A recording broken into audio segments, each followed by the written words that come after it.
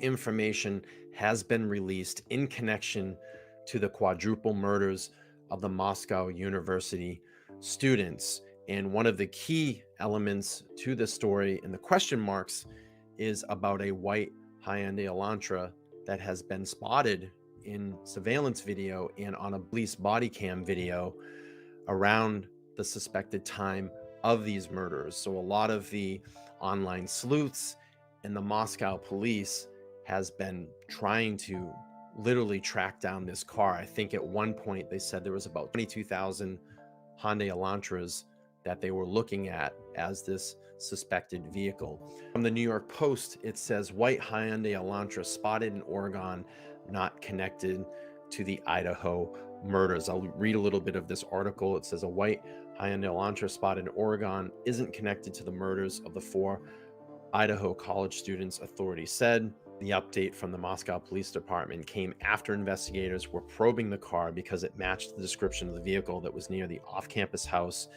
where the University Idaho students were murdered. Basically, it goes on to say Moscow police have requested the public's help in locating that white Hyundai Elantra. It's a model 2011 and 2013, saying they want to interview the occupant or occupants of the vehicle because they might have critical information provided. And I was even seeing on another video that someone said that they don't even think that it is an Elantra, it may be a Tesla. So it's such a weird and crazy twisted story where, you know, I can only imagine the thousands of tips that come into the Moscow Police Department on an hourly basis and all of the information that they have to sort through to go with. It's just crazy that with a town that has so much activity in and around this college area that no one has seen or heard anything that night. No one has stepped forward to give information in connection to these murders. It goes on to say in this article, investigators spoke with the female owner and reported the vehicle was in a collision and then impounded. Moscow police said the vehicle is registered out of Colorado and the owner is not to be believed in any relation to any property in Moscow, Idaho, or ongoing murder investigations, police said. Authorities also requested the public to stop contacting the owner. And that has been really the biggest thing, I think, in this case, because it's been so public. You know, 4 people are murdered. No one sees or hears anything. You have little clues that are out there. This is really gaining a lot of attention, and a lot of people are going into kind of Sherlock Holmes mode to figure out what happened and piece all of this together. Ultimately, in the end, the Moscow police are going to make all of the determinations as to what happened in this case. So while it's good that people are investigating and speculating, it can hurt the case in some sense as well. And here is the newest information that actually was released this afternoon. The headline reads from the New York Post: cops spoke with Idaho murder victim on the phone prior to quadruple slaying, new footage reveals. So this looks like this was an incident back in September when they actually came to the house that the 4 were slain in, and they were coming to an actual disturbance that was going on. And there's 2 body cam footages here that I'm going to play so you can see that, but I'm going to read a little bit of the article here. It says newly released body cam footage reveals authorities previously responding to a wild party at off-campus house where the 4 University Idaho students were slain on November 13th, and even spoke with one of the victims via the phone. The video obtained by true crime YouTube channel Truth and Transparency, Moscow police officers are seen addressing the noise complaint at 1122 King Road on the night of September 1st, 2022. After knocking at the door for 10 minutes, the officers are greeted by a ruckus party of young people, one of whom informs them that the residents are not home. And this is very interesting because this is kind of showing with the activity that was going through that home, people were coming and going. This could lead to maybe some potential suspects. So the people that finally answered the door, they said that they told the officers that Madison, Kaylee, Zaina, and the other 2 housemates had left and they went to another party. And it looks like there was some discussion here where the cops said after a tense moment in which the officers demand that the students quit playing games, they managed to contact Mogen. Speaking to one of the frustrated officers over the phone, Mogen, who identifies herself as Maddie, can be heard saying, she says, "I'm frustrated," as she's talking to the officer. While it's unclear where Mogen was when she took the call, the officers then advised her to just come home. So I'm going to play a little bit of this video here so you guys can see that interaction. We're only here for a noise complaint. Come to the damn door. Finally.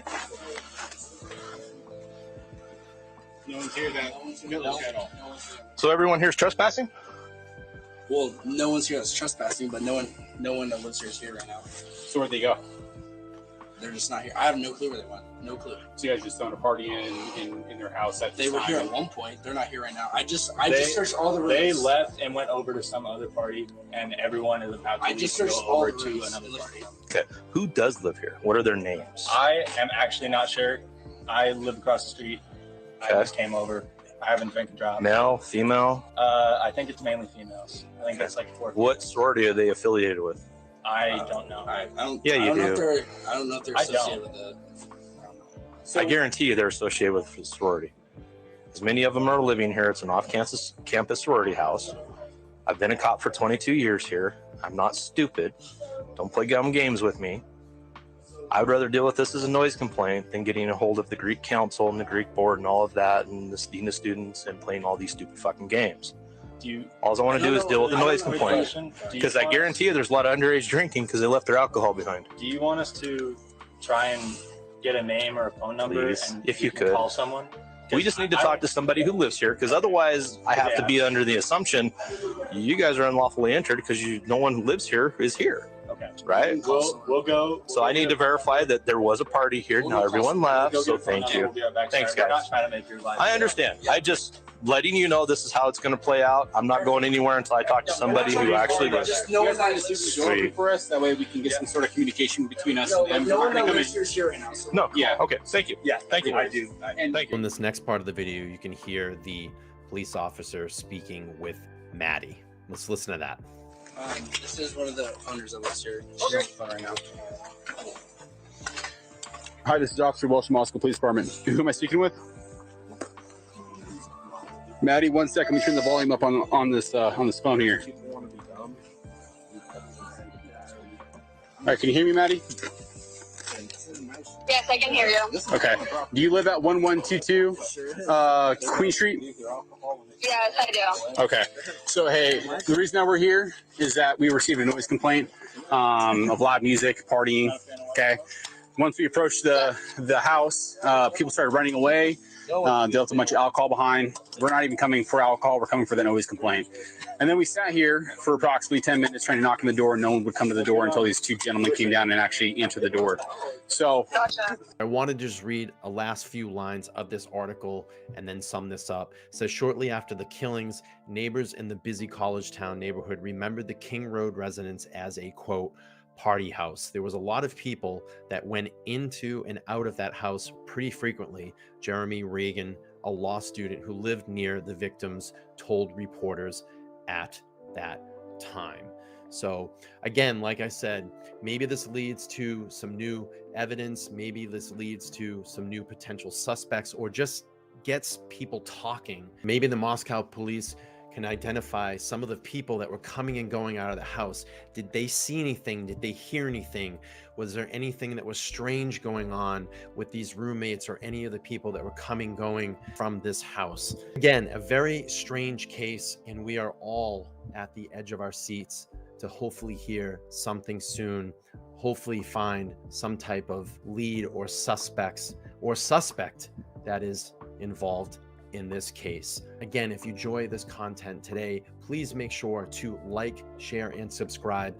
Go down there and hit that thumbs up button. Push this channel along in the algorithm. And always remember to talk live and talk loud. I'll see you on the next one. Peace.